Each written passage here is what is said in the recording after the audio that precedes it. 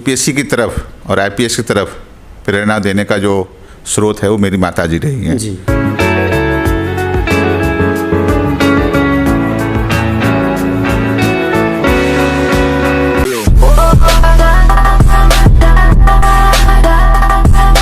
Hello everyone, welcome to Studento. So अभी हमारे साथ हैं Lucknow police commissioner Dhruv Kant Thakur sir. Sir welcome to Studento. Sir thank you so much sir कि आपने इतना कीमती टाइम दिया हमें, और इसके लिए thank you so much sir. Sir सबसे पहले सर आप अपनी यूपीएससी की जर्नी बताइए, क्योंकि सर आप 1994 बैच के आईपीएस ऑफिसर हो, क्योंकि सर उस टाइम पे काफ़ी चैलेंजेस होते थे जर्नी को अपनी कंटिन्यू करने के लिए। सर आपको क्या ऐसा मोटिवेशन फैक्टर रहा कि आप यूपीएससी की जर्नी में आए एक आईपीएस ऑफिसर? क्या ऐसा प्रोत्साहन रहा आपको? देखिए, यूपीएससी की तरफ और आईपीएस की तरफ प्रेरणा देने का जो स्रोत है वो मेरी माताजी रही हैं। जी। मेरी माताजी की इच्छा थी कि मैं यूपीएससी परीक्षा जरूर दूं। मैं देने से हिचक रहा था तो उन्होंने अंत में यह कहा कि तुम्हें कम से कम 4 बार अटेम्प्ट तुम्हें मिलता है, 4 बार अटेम्प्ट परीक्षा दे दो, तुम्हारा हो या ना हो मुझे मतलब नहीं है। जी। Okay sir. सो सर उस टाइम पे जब आपने स्कूलिंग की थी तो सर आपने कौन से स्कूल से स्कूलिंग की अपनी? मेरी पूरी शिक्षा दीक्षा गुरुकुल में ज़्यादातर हुई। ओके, गुरुकुल में जहाँ संस्कृत वेद वगैरह पढ़ाए जाते हैं, तो मेरी शिक्षा दीक्षा वहाँ ज़्यादा हुई। बाद में मैंने आचार्य की डिग्री ली, फिर मैं पटना यूनिवर्सिटी से मैंने एमए संस्कृत भी किया। उसके बाद मैं इधर यूपीएससी में आ गया था। ओके। सो सर आपने कितने टाइम तक यूपीएससी की प्रिपरेशन की और कितने जल्दी आपने एग्ज़ाम क्लियर किया? यूपीएससी मेरा पहली बार क्लियर नहीं हो पाया था जी। दूसरी बार मैंने दिया, जो मेरा 92 एग्ज़ाम था, 93 बैच था, उसमें मेरा 299 रैंक आया था, जिसमें मुझे पहले डायनेप्स की सर्विस ऑफर हुई थी, बाद में वो खुद रिवाइज होकर के इंडियन रेलवे अकाउंट सर्विस मिली थी, और जो मेरा 3rd अटेम्प्ट था उसमें मुझे आईपीएस मिला। ओके।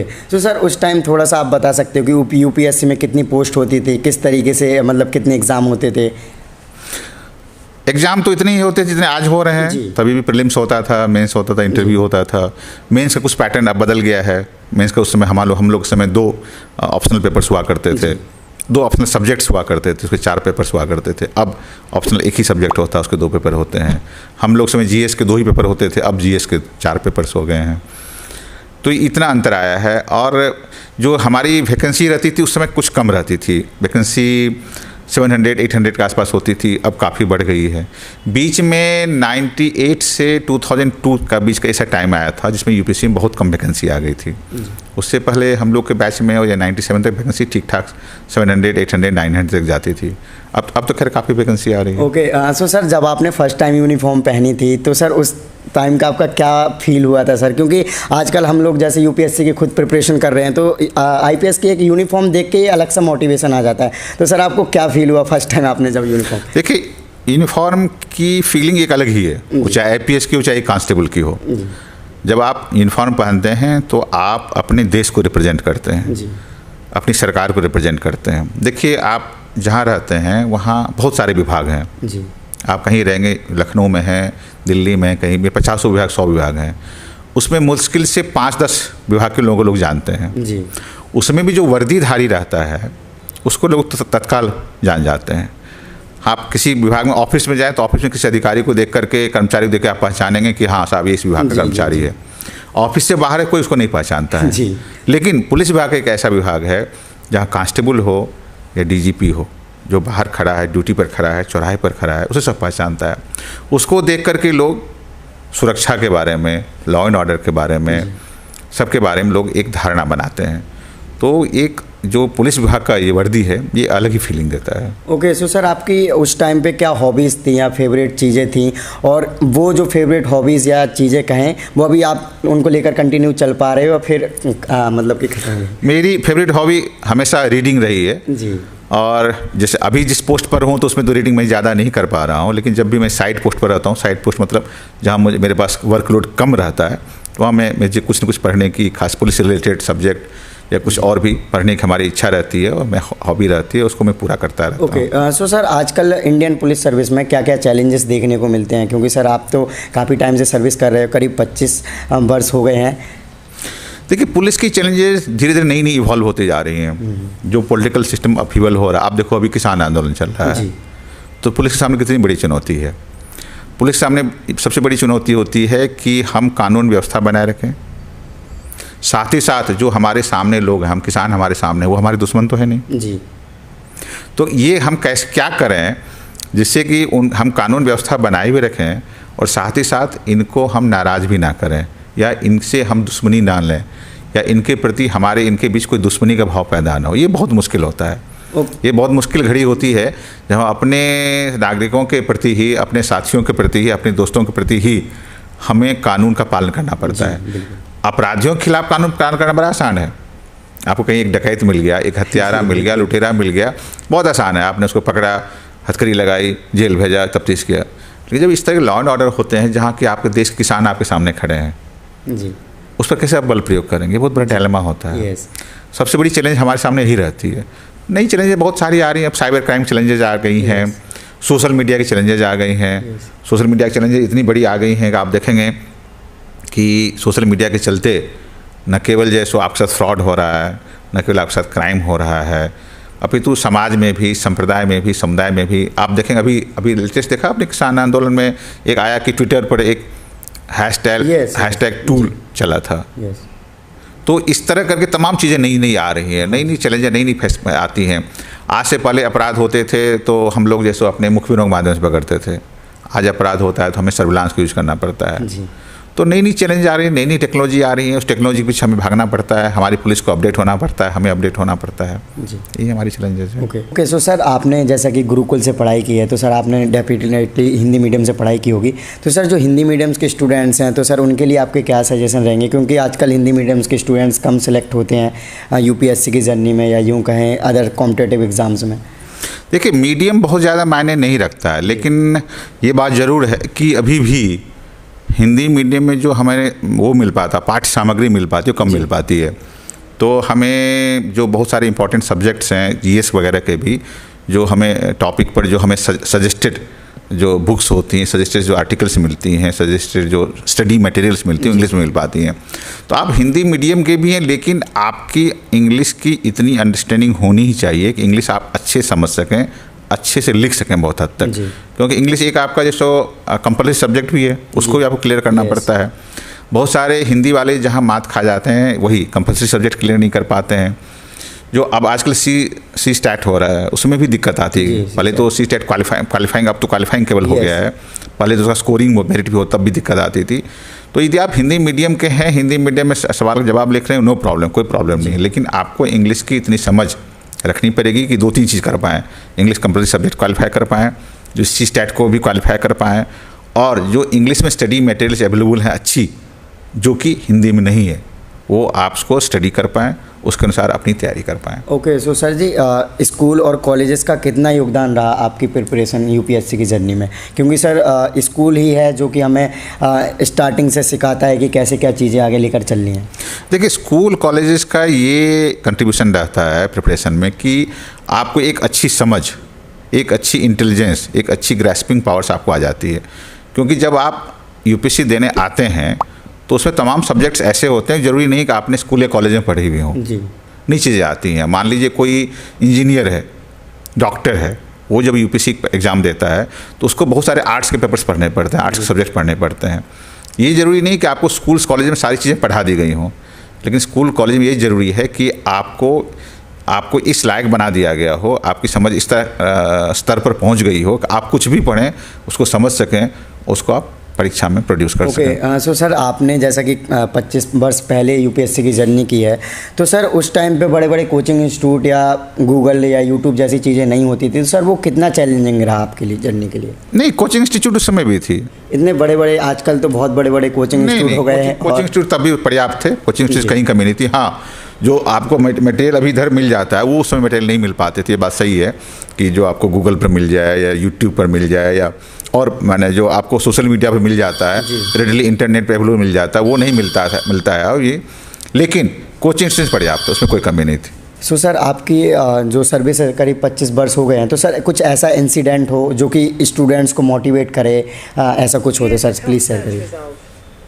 देखिए, स्टूडेंट्स को मोटिवेट करने के लिए मैं केवल इतना ही कहना चाहूँगा कि जो यूपीएससी से आप कोई भी सर्विस क्लियर करते हैं, चाहे आईएएस हो, आईपीएस हो या कोई भी सर्विस क्लियर करते हैं, इसमें सबसे बड़ा चार्म है कि आपको जनता की सेवा करने का मौका मिलता है। देखिए, जब आप स्टूडेंट्स रहते हैं ना तो आपके उन्हें बहुत सारी तमन्नाएँ रहती हैं, बहुत सारे विचार आते हैं, हाँ, ख्वाब आते हैं। आप कॉलेज लाइफ में हैं तो आपको लगता है दुनिया एकदम मेरी मुट्ठी में है, और फिर लगता है हम दुनिया के लिए क्या ना कर दें। आपको लगता है कि हम अभी डीएम रहते, हम यदि एसपी रहते, हम ये कर देते, हम वो कर देते। यही काम आप नेता बन के भी कर सकते हैं, एमपी एमएलए बन के भी कर सकते हैं, मंत्री बन के भी कर सकते हैं, वो अलग एक राह है। जब लेकिन ये इधर जो ब्यूरोक्रेट्स बनने की राह है, तो आपके पास ये ऐसा मौका है जिसके आधार पर आप जनता की रियल सेवा कर सकते हैं। आप अपने सारे ख्वाब पूरा कर सकते हैं, चाहे अपने ख्वाब पूरा करने हो, चाहे देश के, समाज के, परिवार के सारे ख्वाब पूरा कर सकते हैं। जी। तो सर इंडियन पुलिस सर्विसेज में क्या सर लड़के और लड़कियों के लिए सेम चैलेंजेस हैं? हाँ, सबके लिए चैलेंज सबके लिए एक ही है, लेकिन एक बात ज़रूरी है, चाहे इंडियन पुलिस सर्विस हो, कोई सर्विस हो, लड़कियों के चैलेंज कुछ हटके इसलिए आ जाता है कि समाज की अपेक्षा, समाज की एक्सपेक्टेशंस उनसे ज़्यादा होती है। जी। वो जो हमारा अभी जो हमारी इंडियन सोसाइटी है, हमारा समाज है, अभी भी लड़कियों को जो स्थान देना चाहिए वो दे नहीं पाया है। जी। स्वीकार नहीं कर पाया है, स्वीकार नहीं कर पाया, मैं कहना चाहूँगा। तो जो भी लड़कियां आती हैं, मेरे अंदर भी बहुत सारी आई, साथ की बहुत हैं या सीनियर्स हैं, उनकी यही फीलिंग होती है कि जो चेयर, जो पोजीशन लड़के ऑक्यूपाई करते हैं तो समाज उनको आराम से स्वीकार कर लेता है, और उसी चेयर को, पोजीशन को जो लड़कियां ऑक्यूपाई करती हैं तो समाज को लगता है कि समाज उनको एक दूसरी नज़र से देखने लगता है, समाज उनसे बहुत ज़्यादा उम्मीद करने लगता है। कहने मतलब ये होता है कि जी समाज को लगता है कहीं वो कम डिलीवर कर पा रही हैं, तो वो एक्सेप्ट नहीं कर पाते, फिर कहना शुरू कर दे रहे नहीं नहीं ये लड़की कैसे चला पाएगी, लड़की एसपी के रूप में जिले कैसे चला पाएगी, डीएम के रूप में जिले कैसे चला पाएगी।